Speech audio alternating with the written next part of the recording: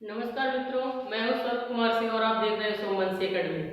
आज का हम लोग का टॉपिक है उद्देश्य और विधेय। पिछली कक्षा में हम लोग पढ़ रहे थे वाक्य रचना और वाक्य विचार पढ़ रहे थे और उसी कड़ी में हम लोग आगे आज उद्देश्य और विधेय पढ़ेंगे। उद्देश्य लिखा हुआ है, उद्देश्य की परिभाषा यहाँ पे लिखी गई है, जिसके बारे में कुछ कहा जाए उसे उद्देश्य कहते हैं। यानी जिसके बारे में हम कुछ कहें वही क्या होता है, उद्देश्य होता है। और यहाँ पे हम कुछ उदाहरण देखेंगे, जैसे सुरेश पुस्तक पढ़ता है, तो पुस्तक पढ़ता है किसके बारे में कहा गया है, सुरेश के बारे में कहा गया है।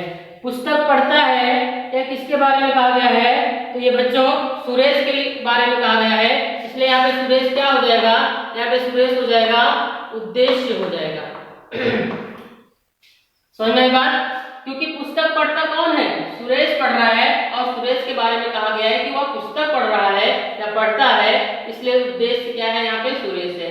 दूसरे में मोहन विद्यालय जाता है।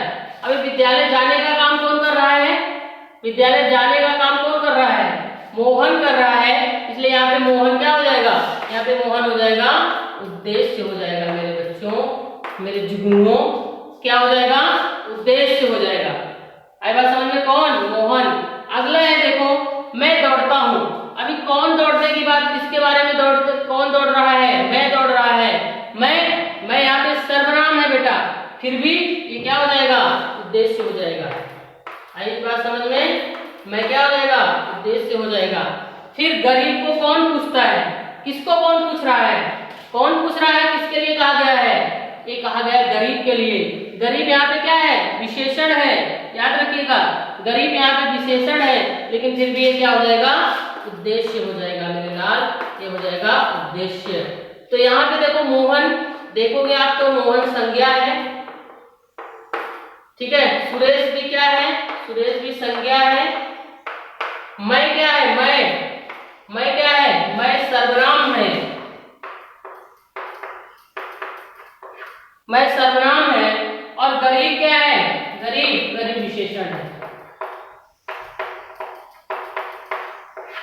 तो यानी इन सब में भी आप उद्देश्य का पता लगा सकते हो कि उद्देश्य क्या है।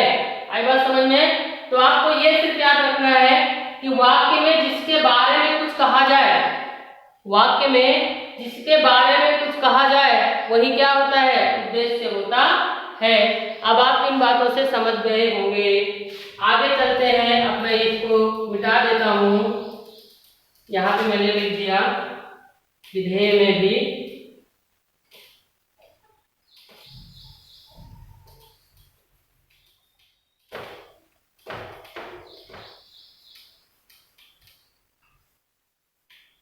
ठीक है।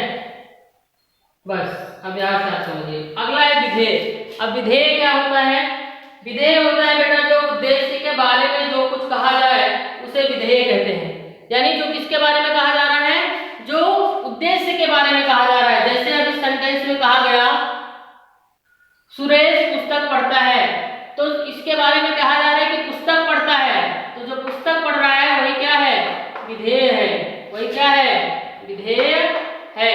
यानी उद्देश्य को छोड़ करके बाकी जो वाक्य में शब्द बचते हैं वो क्या हो जाते हैं, आपके विधेय हो जाते हैं। जैसे यहाँ पे लिखा है मोहन विद्यालय जाता है, तो मोहन को छोड़ करके विद्यालय जाता है क्या है, विधेय है। यानी शेष क्या है, विधेय है। जैसे गरीब को कौन पूछेगा, तो गरीब को छोड़ करके कौन पूछेगा, क्या हो जाएगा आपका, विधेय हो जाएगा। जैसे यहाँ पे लिखा गया है मैं दौड़ता हूं, तो मैं को छोड़ के दौड़ता हूं क्या हो जाएगा आपका, विधेय हो जाएगा। आइए अब इसको मैं एक अन्य उदाहरण से आप सबको समझाता हूं कि उद्देश्य और विधेय क्या हो जाएगा, ठीक है। जैसे अगर एक सेंटेंस आपको दिया है कि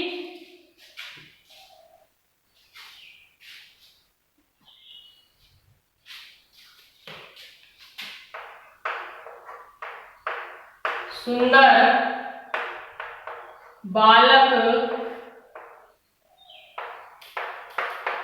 पढ़ता है। अभी सुंदर बालक पढ़ता है, ठीक है, यह सुंदर बालक पढ़ता है, इसकी जगह पे हम लोग एक चीज और भी लिख सकते हैं कि सुंदर बालक पढ़ता है। चलिए इसमें बताइए सुंदर बालक पढ़ता है। तो यहाँ पे तो सबसे पहले ये देखना है कि सुंदर क्या है, विशेषण है। सुंदर क्या है, सुंदर विशेषण है। और बालक पढ़ता है, बालक पढ़ता है, यानी सुंदर यहाँ पे उद्देश्य हो जाएगा और शेष क्या हो जाएगा, शेष आपका विधेय हो जाता है। बालक पढ़ता है यानी किसके बारे में कहा जा रहा है, पढ़ता है, सुंदर बालक पढ़ता है। ठीक है, अगला देखिए, जैसे गणेश घर जाता है। तो अभी घर कौन जा रहा है बेटा, घर गणेश जा रहा है ना। गणेश के बारे में कहा जा रहा है कि वो घर जा रहा है और घर जाता है। तो यहाँ पे गणेश क्या हो जाएगा, गणेश यहाँ पे बेटा हो जाएगा उद्देश्य और घर जाता क्या हो जाएगा, विधेय हो जाएगा।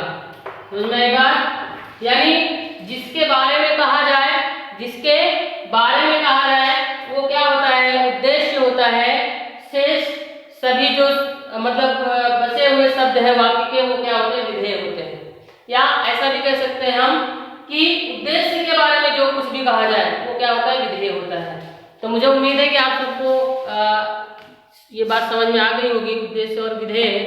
तो शेष हम लोग नेक्स्ट वीडियो में पढ़ेंगे।